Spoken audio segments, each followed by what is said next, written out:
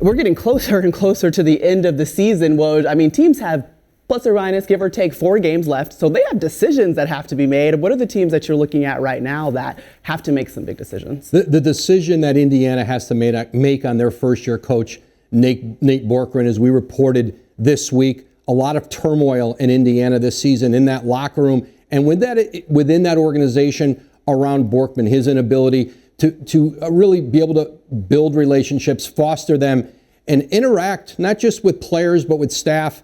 They're in this stretch run here in that play-in. It's going to be very difficult for him to be back for his second season as head coach in Indiana. Yeah, 2-5 over the last 7 games. It seems as though the wheels have been slowly but surely falling off for Indiana. Let's look, though, forward and to the free agency. The radar has to be turned on for you, I know, all the time. But what are the names that we should be talking about or at least thinking about? Well, we're going to see one of those players today in that Miami-Boston game, Duncan Robinson, who's going to be a restricted free agent this summer, which means Miami could match any offer sheet he signs. This is a player this year now in his 3rd year, 177 catch-and-shoot three-pointers, second in the league to Brooklyn's Joe Harris. And that's a good comp for the kind of contract that's going to be available out there for Robinson this summer.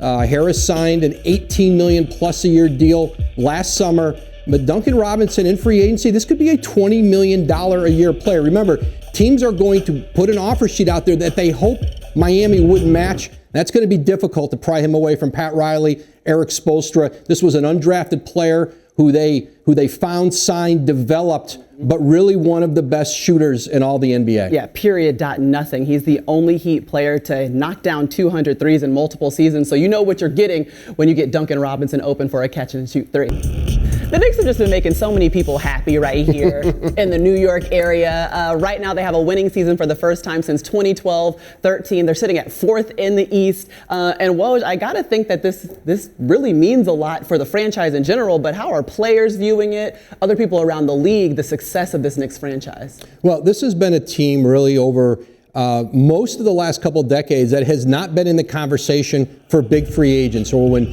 players want out of certain situations via trade. They are now. And I think for players around the league, listen, they want, it is good for the league to have a revitalized Knicks franchise. The way the Knicks see this right now, they have a good stable of young players. You see Tom Thibodeau adding the value to the young players they have. And they have draft picks moving forward. And what they want to position themselves in, Leon Rose, William Wesley, Tom Thibodeau, is the next disgruntled star in the league who wants out of where he is.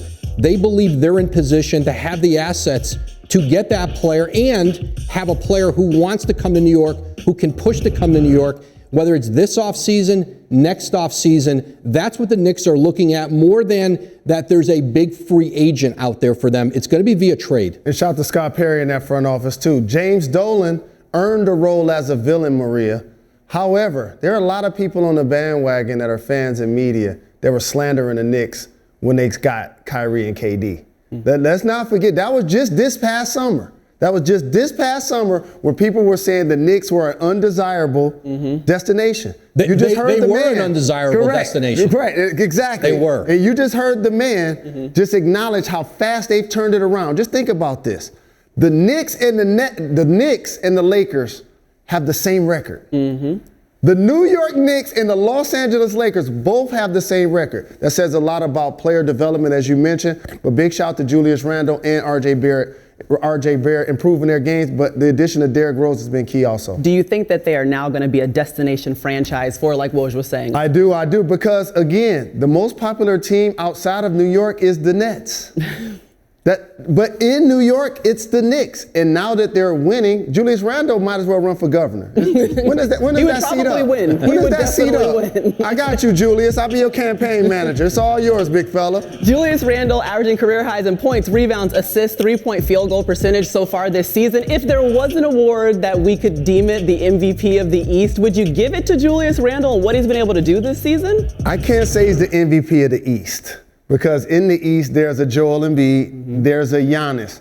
But he's the 3rd MVP in the East. And he deserves to be in this conversation. Who would have thought that Julius Randle would be 2nd in the league in isolations? Like, he's improved his game so much. He's a 40% three-point shooter, and he's gonna garner a lot of MVP votes. Yeah, Julius Randle, the improvement you've seen with him and just the partnership with Tom Thibodeau. Julius Randle told me, I go back to the gym at night to get extra shots up to work on my game. I look up in Tom Thibodeau's office, the lights on, he's in there working. They have set the tone for this young Knicks team, and then bringing in veterans like Derrick Rose, Taj Gibson, who know the Tibbs system, who really can preach to the locker room about what it takes to play for him, have success for him. All together, it's made this obviously a really memorable Knicks season and a team that is going to be a difficult out, whoever they face in the first round of the playoffs. And they also hit on the rookie, Emmanuel Quickly. He can ball. He come in here, he check player. He a game changer Everybody plays hard. They're playing defense now, and it seems like everyone's putting team first. So it's good to see that 12-3 over the last month are the New York Knicks. Thanks for watching ESPN on YouTube. For live streaming sports and premium content, subscribe to ESPN+.